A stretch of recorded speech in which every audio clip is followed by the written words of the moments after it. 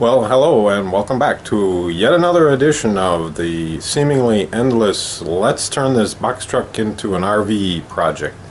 Today we're going to talk about a couple things. First off, the tufted headboard. I just finished it up and I'm ready to install it. This has been kind of a long project, something I've never done before, but always trying to do something new, fun, different, and I think it turned out well. And I learned a lot. If I had to do this all over again, I would definitely do things a little bit differently than I did. But overall, I'm happy with the results.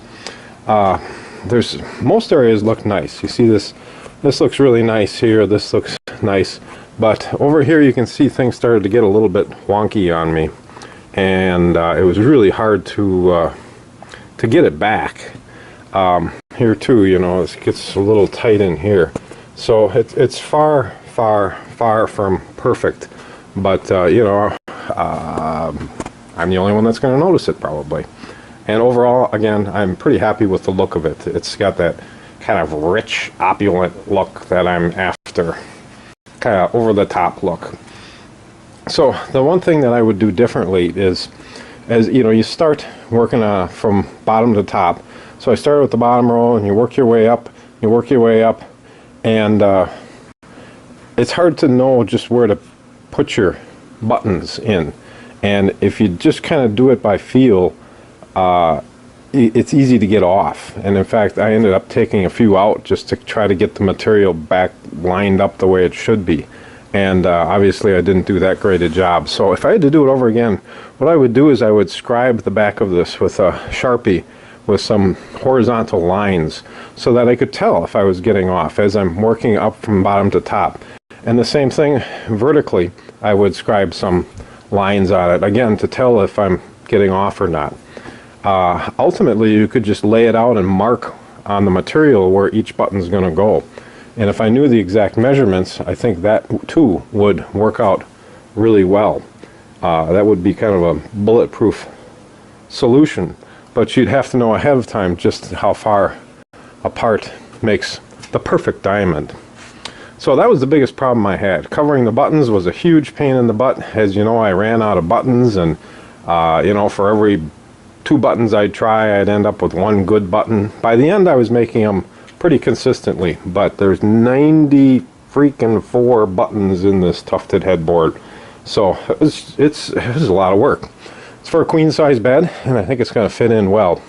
It's made out of a particle board, or chipboard, whatever you call this stuff. And you can see on the back there's a hole drilled for each button, and the thread is stapled 3 times. And then I came along with my hot glue gun and just put a little bit of hot glue on each one of these just to secure them a little bit. And you can see around the edge how it's folded, and I didn't know what to do with the corners, so I ended up just kind of putting this miter on the corner. Most of this all gets covered up anyways, so I don't think you're going to see the edges. It pretty much goes from the little headboard right up to the underneath the cabinet. Hopefully it will fit. I've measured twice. I've measured about 10 times. I mean, if it doesn't fit, well, I guess I'm really screwed then. So the other thing I can tell you is doing a project like this tufting is really hard on the hands. You got to have pretty strong hands, believe it or not. And you're pulling the material constantly, working it, trying to fold it, trying to get it in place. And by the end of working with this for an hour or so, your hands just ache. If you don't have strong hands, if you got arthritis or something, I don't know if I'd tackle a project like this. So I'm really anxious to put it in. I don't know how I'm going to attach it yet. Originally I thought, well, maybe I can just put a little hole in the vinyl and then get in there with a drywall screw and screw it in a little hole you just wouldn't see. What I'm thinking is maybe I can just fold this back, put a little hole right in there all the way through, and again a drywall screw that's going to have to get through the foam so the head of it winds up down against the wood. I don't want to tuft it with a screw, but I might be able to tuck the screws underneath some of these folds. I do want to hit the studs in the walls, so I'm going to take it out, figure out where the studs are, figure out where I might be able to get a screw in, and see if I can attach it. So I'm excited. I'm excited to get this thing out there. I'm going to talk a little bit about some progress out in the truck, but I'm not going to bore you with the trip upstairs. So I'll meet you in a minute. And we're back. It's a beautiful day in March. It is March 10th, 2018, and we got about 5-6 inches of snow, and most of it's melting pretty fast today. I'm going to show you something really cool. Check out this icicle. Is that a work of art or what? Oh, it's just amazing. Just really crazy, beautiful icicle. All right, back to the lecture at hand.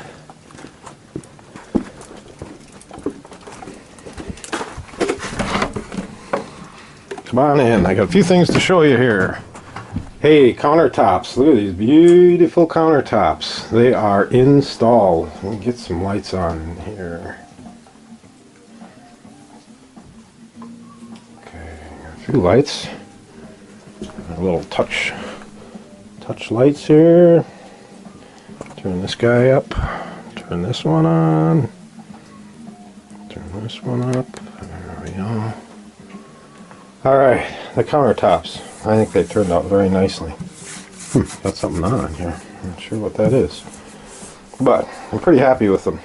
Down here, this little cubby hole. I think this turned out really well too. You know, I decided what I'm going to do with this cubby hole. I'm going to make it into a subwoofer box. It's going to be a sealed subwoofer with a 10-inch sub. I think I'm going to put the amp back here. The sound system in here is nothing special, but the speakers are halfway decent. But they sure lack that bottom end, you know. So we're going to add a little bottom end by turning this little cubby into a subwoofer box. Which means I think I'm going to seal this up, and I think I'm going to attach this top once and for all. Really seal it up good like a good subwoofer box. I also got the gas sensor installed. I did that last weekend, and I'm very happy with that. And you can see I've got my other pieces in here.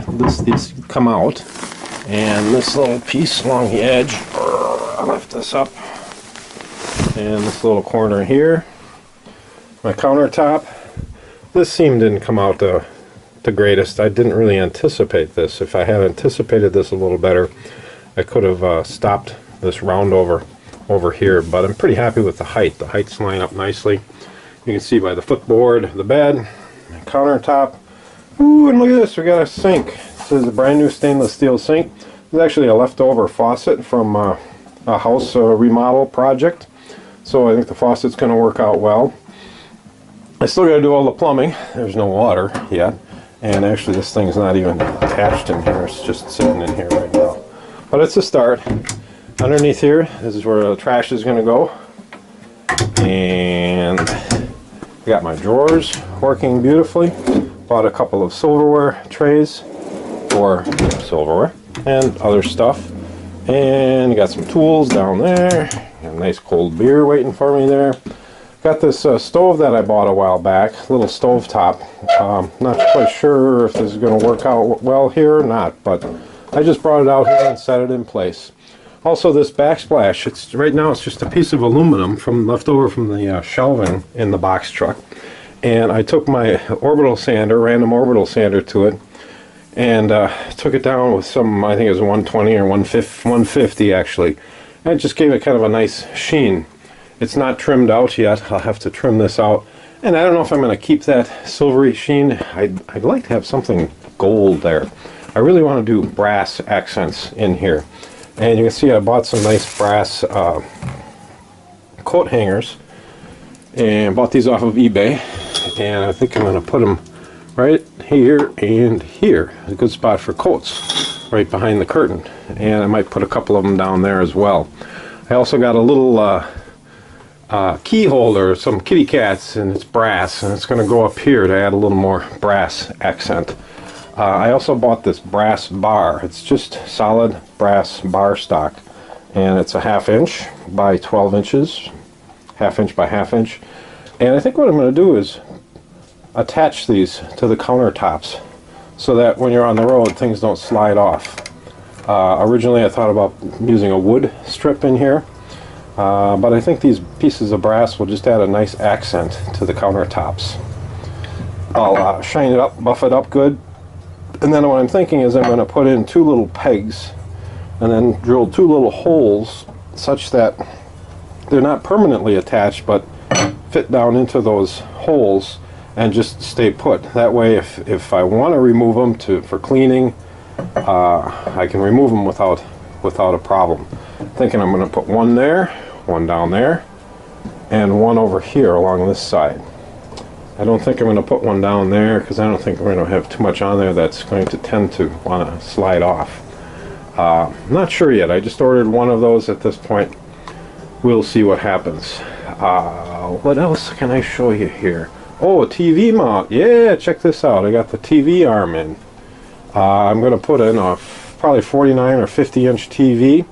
I'm looking to get a nice cheap one from I'm going to pick it up at Walmart. They've got as good a prices as anybody. You know, you got to pay sales tax versus Amazon. You don't have to pay sales tax, and Amazon you get a few points back. But Walmart, if I have a problem, I can take it back pretty easily. This is bolted right through the side of the truck, and the idea is you can swing the TV out. That way you can sit back here in these wonderful lounge chairs and watch TV from back there, or swing it tight to the wall and watch it from in bed. So I also bought this hairpin cotter pin that I plan on using to hold this in place. My plan is to drill a hole right through here and then stick the cotter pin in, and the cotter pin should hold it in place.